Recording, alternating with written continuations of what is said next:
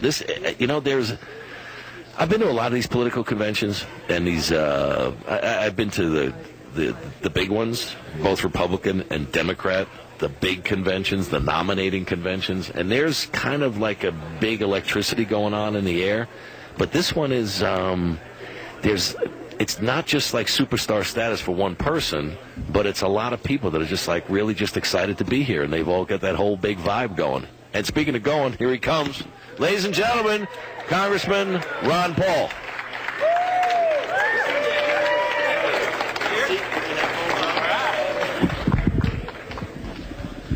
Congressman Paul is going to be doing the play-by-play with us.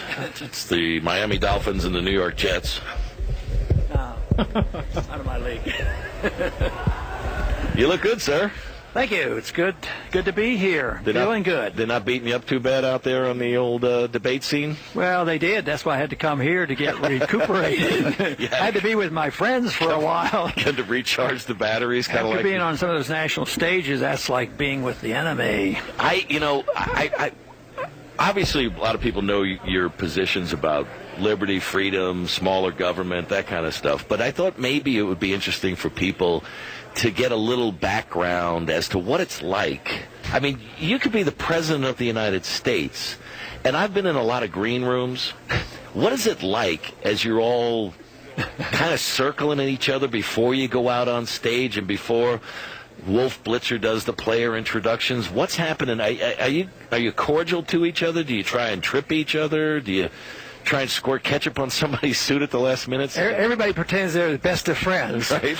But if you're real careful and start listening, when they think you're stepped aside a little bit and you hear what they say, it's probably not so friendly. Right. No, it's always pretty cordial. People act decently. They are playing to the audience out on the stage more than anything else. I saw some of the lead-ups on some of the raw feeds for the debates, and there's a lot of people out there checking the podium, checking the lighting, what color tie. I saw Rick Perry, 3 different ties, and finally they go, that's it, that's presidential. Is that something that you concern yourself with, or really do you just stick to the ideas and hopefully that was what resonates with the people? I do the second because I think I'm better at it than picking the right kind of clothes. You look pretty dapper today. I mean, it's a nice look. But a lot of people look at these debates more than they listen to these debates. And it's how people come across more so than what they're all about. I had Senator Jim Inhofe on my program last week, and I said, if you're pro in-state tuition for illegals, if you're pro-DREAM Act, if you're pro-amnesty, if you're pro-gay marriage in New York, if you're Al Gore's campaign co-chair in 1988, and you're pro-stimulus, and you live in a taxpayer-funded mansion, who would you be, Barack Obama or Rick Perry? And he thought it was Barack Obama. I go, be Rick Perry. And he said, well, obviously you know a lot more about him than I do. And I said, well, I'm thinking to myself, shouldn't a senator know more about a governor that he's endorsing to be the president of the United States? But it seems like the political class has figured out who they want to be the nominee. And everybody else, like yourself, has to try and win it on ideas and beat the machine, and overcome the system of the star makers. Yeah, there's more than just a few of the leaders that might endorse another candidate, but a lot of people, make up their mind, and they may hear what you just said about the candidate, but if they don't want to believe it, they don't believe it, and they just go, oh, no, he's our guy, and they just march on. But it's still part of the campaign. You have to get the information out there and hope you can persuade people, but a lot of them would like to just hear only what they want to hear. And you're a lot about educating people. You're about giving people the information that'll help them make the right decisions about the direction we want to take this country in. If we were calling a baseball game or a sporting event, as far as the average person getting up to speed on things like debts and deficits and the Federal Reserve and the Treasury and the unfunded liabilities and Social Security and Medicare, are we in the early stages of that game? Do people have a long way to go to really come to understand just what kind of a dire financial position we're in? we're getting a lot closer. The people are starting to wake up. Washington seems to be living in a different world. I don't think they realize it, because if they did, they would be doing more. So all this talk about cutting deficits, they're talking about cutting a little bit, maybe 5 to 10 years from now, and that's only cutting some of the proposed increases. So they're not serious. If they were serious, they'd cut this year's budget.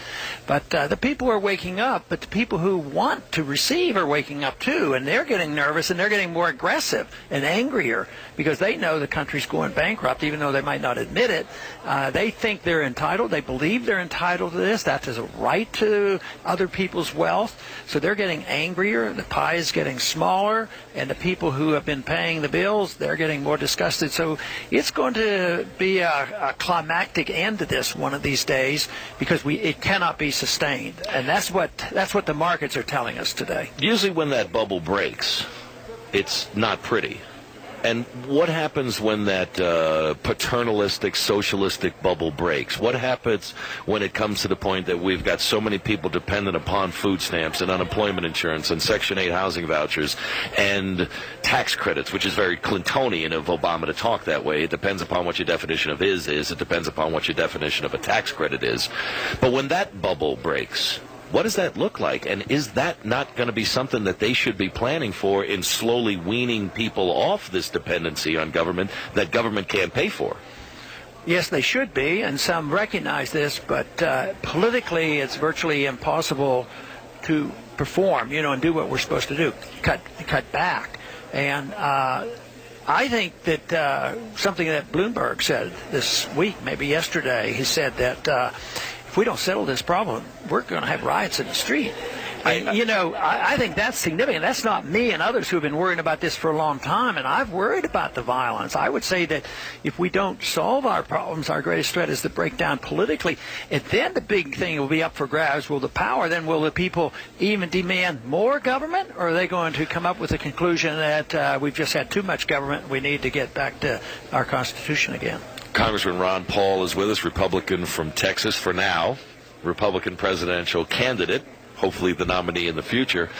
When you go to Washington, D.C., and you've been there quite some time, it seems like when people step across that 495 beltway around Washington, D.C., which I refer to as the kryptonite of logic, it's like there you're okay, inside you're not. What do you hear from fellow members in the House and from leadership in the House and the Senate?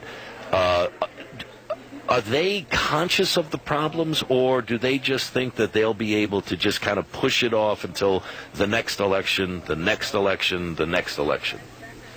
They act like that, and they are always hopeful. They're a little bit more nervous than they used to be, but they're not serious about solving the problems. And it's not because they lack concern. I think they lack an understanding of economic policy. They haven't been interested in monetary policy.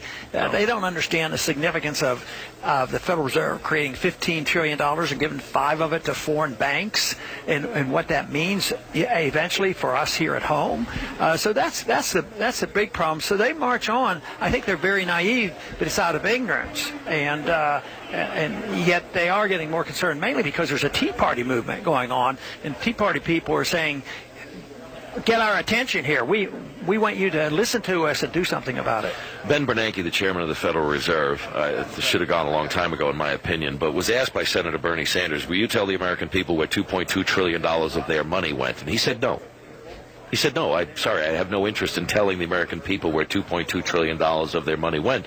Now we're coming to find out that 60% of it went overseas. Some of it went to the Libyan Central Bank, the Libyan Investment Authority. Now our central bank is stepping up with other central bankers and other nations to give an unlimited amount of money to these foreign banking institutions to keep them afloat through the end of the year, and our banking institutions are involved there. Congressman, a lot of people just say, where did all the money go? Yeah. And as you call for the auditing of the Fed, that's a good place to start.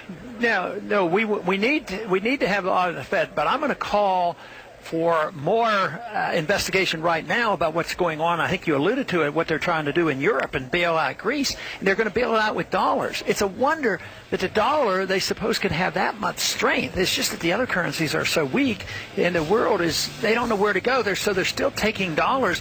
Now they're putting the burden. I want Bernanke to come before our committee and tell us before it happens, rather than begging and groveling after the Fed. Please tell us what you've been doing to us. Congressman Ron Paul, keep up the great work you're doing. Best of luck to you. We look forward to seeing you out there on the campaign trail. We appreciate you making time for us on the program. Ladies and gentlemen, Congressman Ron Paul. Thank you. We'll take a quick break. We'll be right back. Stick with us.